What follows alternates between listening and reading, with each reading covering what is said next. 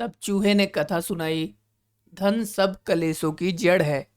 दक्षिण देश के एक प्रांत में महिलारोप्य नामक नगर से थोड़ी दूर महादेव जी का एक मंदिर था। वहां ताम्रचूड़ नाम का भिक्षु रहता था। वह नगर से भिक्षा मांगकर भोजन कर लेता था और भिक्षा शेष को भिक्षा पात्र में रखकर खूंटी पर टांग देता था।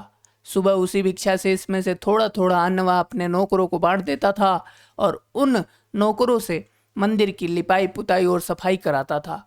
एक दिन मेरे कई जाति भाई चूहों ने मेरे पास आकर कहा, स्वामी, वह ब्राह्मण खूंटी पर भिक्षा शेष वाला पात्र टांग देता है जिससे हम उस पात्र तक नहीं पहुंच सकते। आप चाहें तो खूंटी पर टंगे पात्र तक पहुंच सकते हैं। आपकी कृपा से हमें भी प्रतिदिन उसमें से अन्न भोजन मिल सकता है। उनकी प्रार्थना सुनकर मैं उन्हें साथ लेकर उसी रात वहां पहुंचा। उछलकर मैं खूंटी पर टंगे पात्र तक पहुंच गया। वहां से अपने साथियों को भी मैंने भरपेट अन्न दिया और स्वयं भी खूब खाया। प्रतिदिन इसी तरह मैं अपना और अपने साथियों का पेट पालता रहा। ताम्रचूड़ ब्राह्मण ने इस चोरी का एक उपाय किया। वह कहीं से बांस का डंडा ले आया और उससे रात भर खूंटी पर टंगे पात्र को खटखटाता रहता। मैं भी बांस से पिटने के डर से पात्र में नहीं जाता था। सारी रात यही संघर्ष चलता रहता। कुछ दिन बाद उस मंदिर में बृहस्पति नाम का एक सन्यासी अतिथि बनकर आया। ताम्रचूड़ ने उसका बहुत सत्कार किया।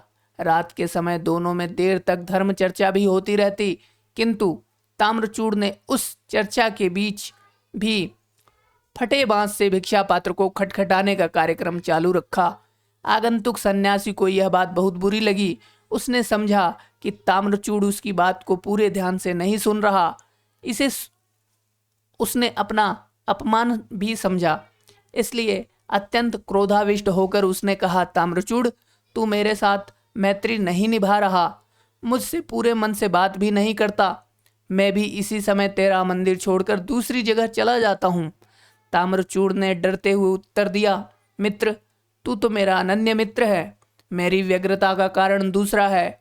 वह यह है कि यह दुष्ट चूहा खूंटी पर टंगे भिक्षा पात्र में से भोज्य वस्तुओं को चुरा कर खा जाता है। चूहे को डराने के लिए ही मैं भिक्षा पात्र को खटका रहा हूँ। इस चूहे ने तो उछलने में बिल्ली और बंदर को भी मात कर दिया है। बृहस्पति कहता है, उस चूहे का बिल तुझे मालूम है? ताम्रचूड़ कहता है, नहीं, मैं नहीं जानता। बृहस्पति कहता है, हो न हो इसका बिल भूमि में गड़े किसी खजाने के ऊपर है, तभी उसकी गर्मी से यह इतना उछलता है।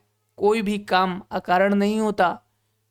कूटे हुए तिलों को यदि कोई बिना कुटे तिलों के भाव बेचने लगे तो भी उसका कारण होता है।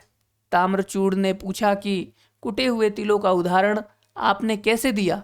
बृहस्पति ने तब कुटे हुए तिलों की बिक्री की यह कहानी सुनाई।